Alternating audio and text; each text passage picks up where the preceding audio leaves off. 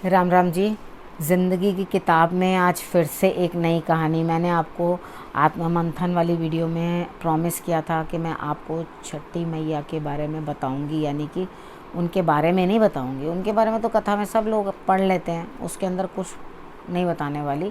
आपको ये बताने वाली हूँ कि ये व्रत जो होता है वो रखने से कैसे एक लड़के को बहुत लाभ हुआ। ठीक है, देखो सबसे पहले क्या हुआ, हमारे यहाँ ना एक पास में ही ना एक जो है फ्लोर में एक जगह जो थी खाली थी। ठीक है, उधर कोई लड़का और लड़की जो थे अभी न्यूली मैरिड थे और वो लोग आकर वहाँ पे रुके। अब लड़की तो काम करती थी, लव मैरिज हुई थी तो थोड़ा एंटी थे पेरेंट्स, तो वो लोग आकर वहाँ पे स्टे करने लगे। अब यहाँ लड़का कुछ भी नहीं करता था, उसको जॉब नहीं मिलती थी और लड़की जो थी वो अपना कोई काम कर रही थी। अब लड़की थी बिहार साइड की और लड़का था पंजाबी।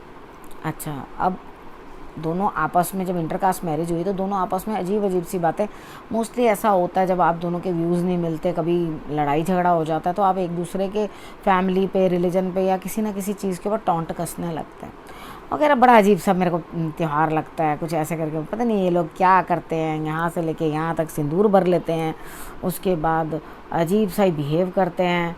ये कोई व्रत होता है? इतने इतने दिन तक भूखे रहो, कोई व्रत होता है? अच्छा, वो कहे कि मेरे को रखना है, मेरे यहाँ तो मेरी मम्मी रखती थी, मैंने तो रखना है। अब वो कह रहा है हमारे यहाँ तो हमने अपनी मम्मी को कभी नहीं देखा रखते हुए। अब वो कह रही है अब हम लोग अलग रहते हैं, जो मेरा मन करेगा मैं वो रख लेती हूँ।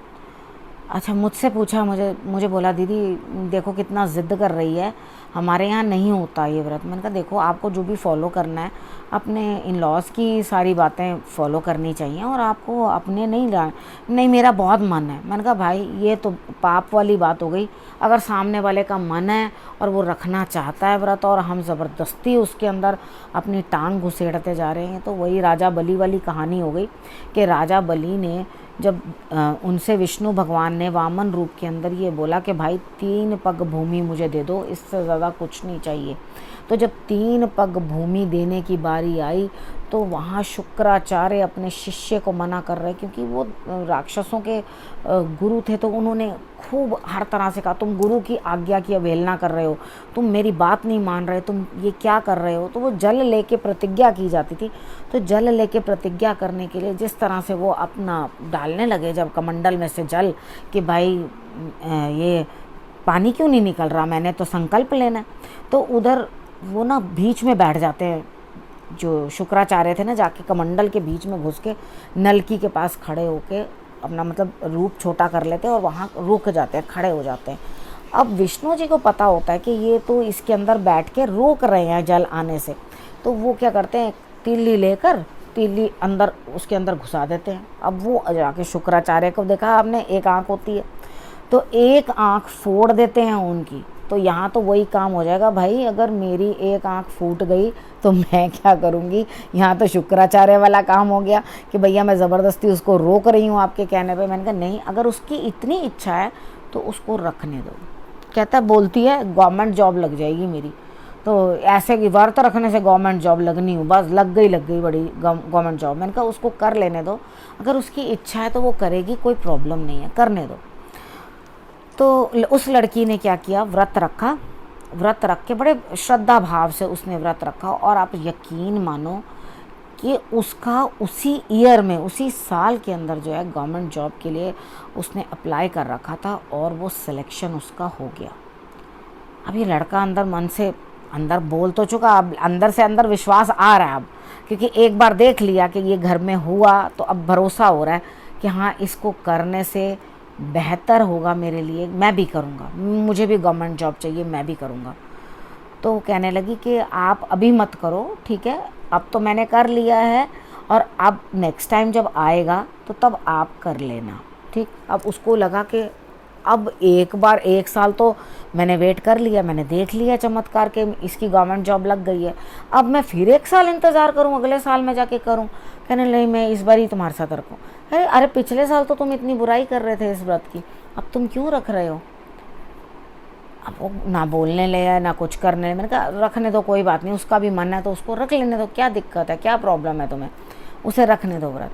अब इसने व्रत रखा अच्छा, बार बार वाइफ भी उसकी चुटकी ले रही। अच्छा बताओ तो सही, आपने मांगा क्या? मैंने भी पूछा, मैंने कहा तन्मय क्या मांगा? कुछ नहीं, अभी मैं बता नहीं सकता, बस व्रत के बाद बताऊंगा, जब मेरी बात पूरी हो जाएगी ना तब मैं बताऊंगा। 1 साल बीत गया, उसकी बात पूरी नहीं हुई। हमने कहा पूरी हुई बात?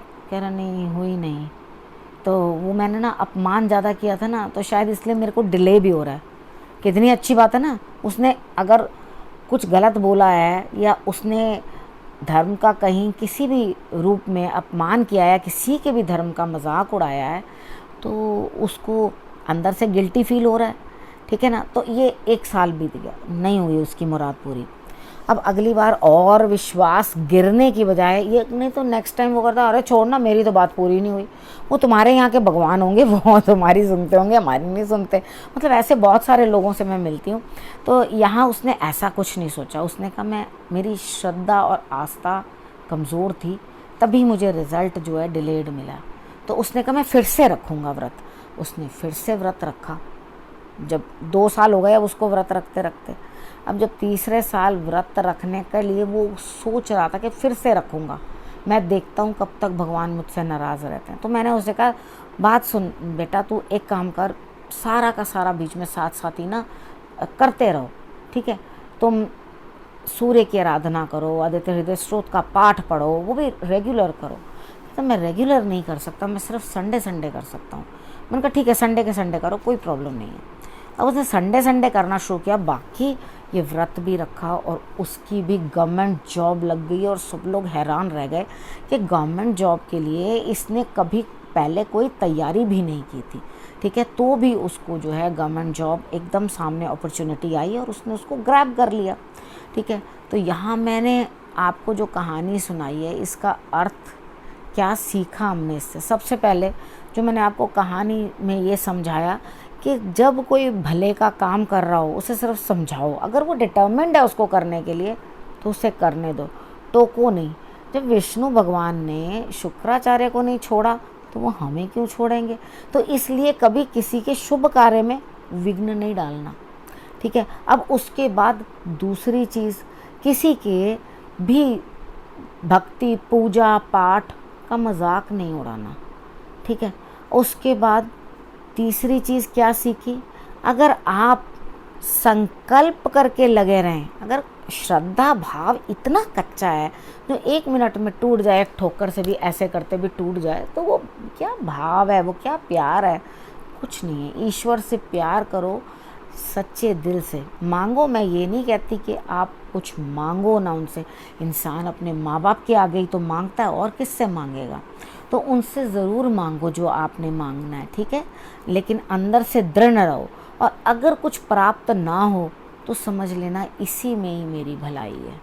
कितनी बार हम नाहक उस चीज़ की ज़िद करते हैं, शायद वो चीज़ हमारे लिए अच्छी नहीं होती। अब इस बात पर भी एक आपको स्टोरी सुनाऊंगी, ठीक है, कि हम उस चीज़ की डिमांड करते रहते हैं, तो कभी कभी वो चीज़ ना मिलनी ही बेहतर होती है, ठीक है। ये सब बातें मैं अपने नाम किसी का नहीं लेती हूँ, ठीक है।